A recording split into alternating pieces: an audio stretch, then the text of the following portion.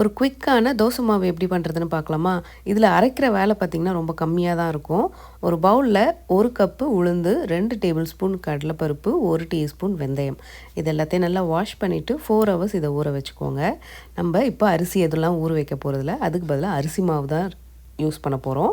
இப்போ நீங்கள் ஒரு பவுலில் ஒரு 3 கப்பு அரிசி மாவு, இது வந்து எந்த பிராண்ட் அரிசி மாவு இல்லை வீட்டில் செஞ்ச அரிசி மாவாக இருந்தாலும் போதும் தான். இதில் நம்ம ஒரு 2 கப்பு தண்ணி ஊற்றி இந்த மாதிரி நல்லா கரைச்சி வச்சுக்கோங்க. நம்மளுக்கு அரைக்க வேண்டிய வேலை இல்லை. இப்போ நம்ம ஊறின இந்த பருப்பு எல்லாத்தையும் மிக்ஸி ஜாரில் போட்டு நல்லா ஃபைனாக நல்லா அரைச்சிக்கோங்க.